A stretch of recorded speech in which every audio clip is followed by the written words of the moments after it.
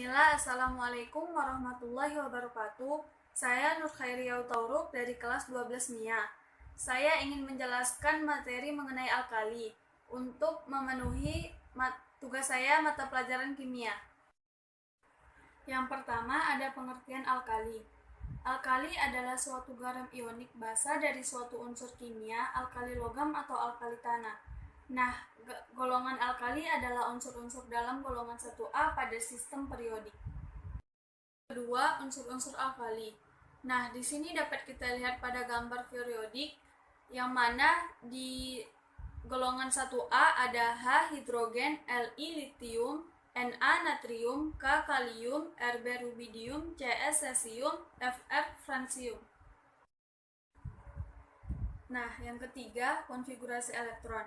Konfigurasi elektron adalah susunan elektron berdasarkan kulit atau orbital dari suatu atom.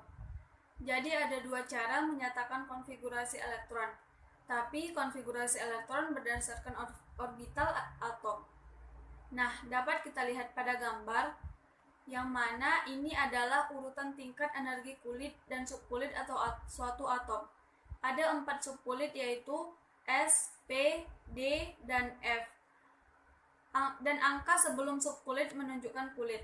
Subkulit 1S punya tingkat energi paling rendah.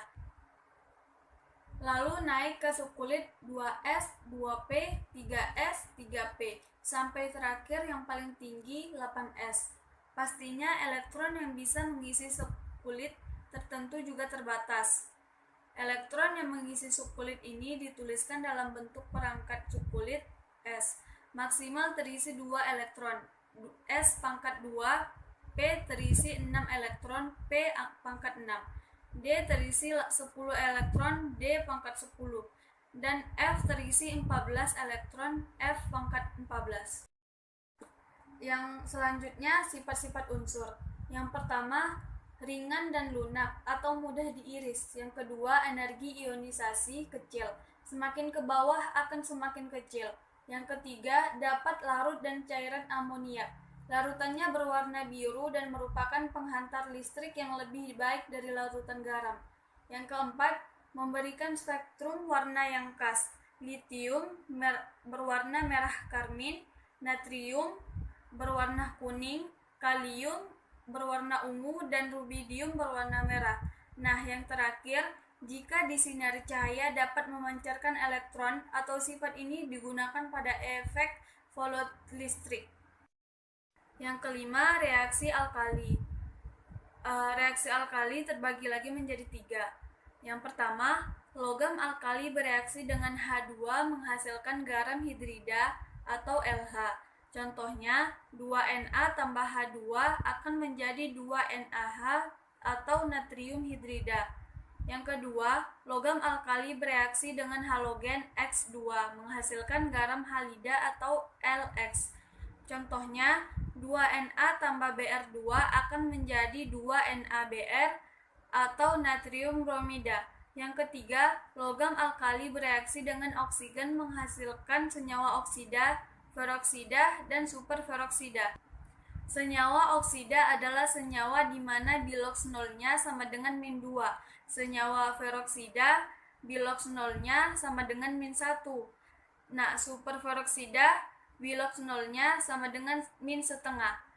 Li membentuk oksida, Na membentuk peroksida, K kalium, rubidium, cesium membentuk superperoksida. Yang keenam, pembuatan alkali. Di sini saya akan membahas tentang pembuatan natrium. Yang pertama, natrium dibuat dari elektrolisis leburan NaCl yang dicampur dengan CaCl2. Yang kedua, fungsi CaCl2 di sini untuk menurunkan titik leleh NaCl. Yang ketiga, katode yang digunakan adalah besi, sedangkan anodenya adalah karbon. Karena potensial reduksi ion Ca2+ lebih negatif daripada potensial reduksi ion Na positif, maka pada elektrolisis leburan NaCl hanya terjadi reduksi ion Na positif. Nah, yang terakhir, natrium cair yang terbentuk di katode mengapung di atas cairan NaCl, kemudian ditampung dalam minyak tanah. Pembahasan yang terakhir, kegunaan alkali. Yang pertama, hidrogen. Hidrogen digunakan dalam produksi amonia, HCl, HBr, dan metanol. Dan digunakan juga sebagai minyak nabati. Yang kedua ada litium. Litium digunakan untuk baterai dan pembuatan komponen pesawat terbang, kereta api, dan kerangka sepeda. Nah, yang ketiga ada natrium. Natrium digunakan sebagai cairan pendingin pada reaktor atom, sebagai reduktor pengolahan logam, dan digunakan sebagai garam dapur, pengawet makanan, bahan baku pembuatan NaOH, logam Na, gas Cl2, dan Na2CO3. Yang keempat, kalium. Unsur penting bagi pertumbuhan dan digunakan dalam topeng gas atau masker. Yang kelima, rubidium. Untuk filamen listrik pembuatan fotosel dan digunakan dalam gelas, keramik, dan kembang api untuk memberikan warna ungu. Yang keenam, cesium. Sebagai katode pada peralatan listrik, pembuatan jam atom. Dan yang terakhir ada francium. Sampai saat ini belum diketahui kegunaannya karena jumlahnya yang sedikit.